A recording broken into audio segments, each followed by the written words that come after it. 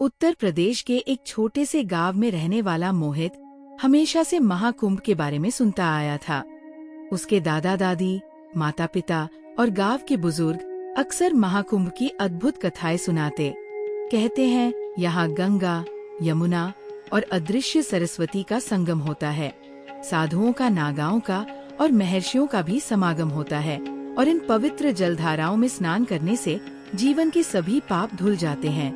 जब उसके पिता ने घोषणा की कि इस बार पूरा परिवार प्रयागराज में महाकुंभ के दर्शन एवं स्नान करेगा, तो मोहित की खुशी का ठिकाना न रहा। उसका छोटा भाई अर्जुन भी इस यात्रा को लेकर बेहद उत्साहित था। सर्दियों की ठंडी सुबह मोहित अपने माता पिता और भाई के साथ गांव से प्रयागराज के लिए रवाना हुआ। स्टेशन पर अपार भीड़ थी। चारों ओर संत महात्मा, नागा बाबाओं और श्रद्धालुओं का सैलाब उमड़ा हुआ था। गंगा किनारे पहुंचते ही मोहित मंत्रमुग्ध रह गया। आकाश में उड़ते ध्वज, गूंजते भजन, जलते दीपक और चारों ओर हर हर गंगे का जय घोष। संगम के पवित्र जल में उतरते ही मोहित को एक अजीब सी अनुभूति हुई, मानो उसकी आत्मा शुद्ध हो रही हो। उसने आंखें बंद कर अपने मन की सभी इच्छाओं और दुखों को गंगा मैया के चरणों में समर्पित कर दिया। मोहित और उसके भाई ने नाव की सवारी करने की इच्छा जाहिर की। चारों लोग नाव में बैठ के महाकुंभ का आनंद लेने लगे। स्नान के बाद परिवार घाट पर कुछ देर बैठा और आसपास के साधु संतों को निहारने लगा। तभी भीड़ में धक्का मुक्की होने लगी और मोहित का संतुलन बिगड़ गया। मोहित लड़खड़ाते हुए एक नागा साधु से जा टकराया। साधु की आंखें लाल थी, शरीर पर भभूत लिपटी थी और वे किसी गहरे ध्यान में बैठे थे। मोहित के टकराते ही साधु का धैर्य टूट गया।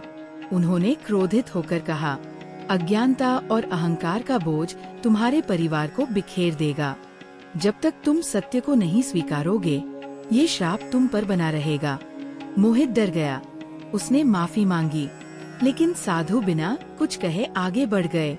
मोहित को कुछ समझ नहीं आया कि ये श्राप सच था या सिर्फ क्रोध में कहे गए शब्द।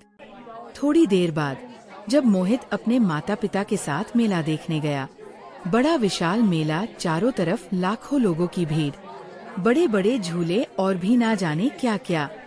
सब लोग बहुत खुश थे।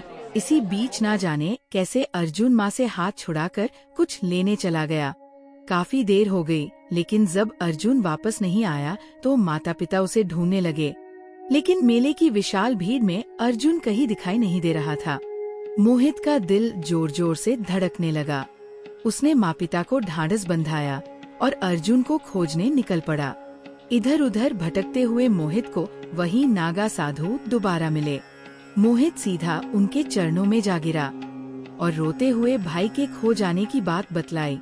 उन्होंने गहरी नजरों से उसे देखा और कहा, अगर तुम अपने भाई को पाना चाहते हो तो तुम्हें आत्मबल और सत्य की राह पर चलना होगा। संगम के उस घाट पर जाओ जहाँ जल शांत है, लेकिन रास्ता कठिन होगा। मोहित को कुछ समझ नहीं आया, लेकिन उसे अर्जुन को ढूंढना ही था। उसने साधु की बात मान ली और अकेले ही गंगा के किनारे किनारे बढ़ने लगा।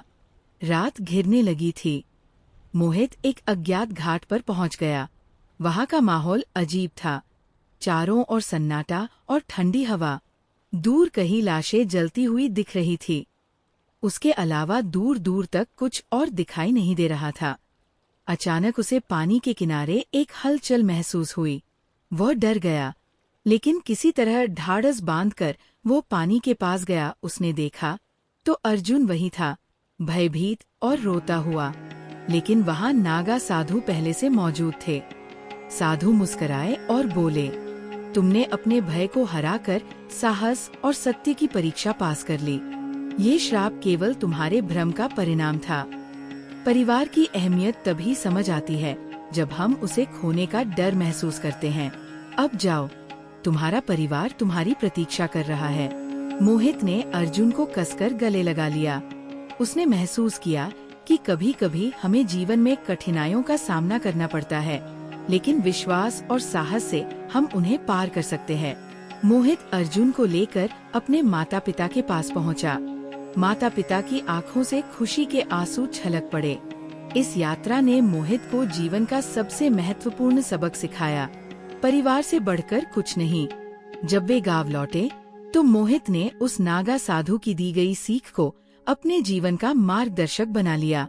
महाकुंभ की इस यात्रा ने उसे हमेशा के लिए बदल दिया था। तो दोस्तों, आपको ये कहानी कैसी लगी? क्या आपने कभी अपने आसपास कुछ ऐसे अजीब हादसे देखे हैं? कमेंट करके जरूर बताएं। और अगर आपको ये कहानी पसंद आई हो तो लाइक करें, शेयर करें और हमारे चैनल को सब्सक्राइब करना न भूलें। अगली बार फिर मिलेंगे एक और कहानी के साथ। नमस्कार।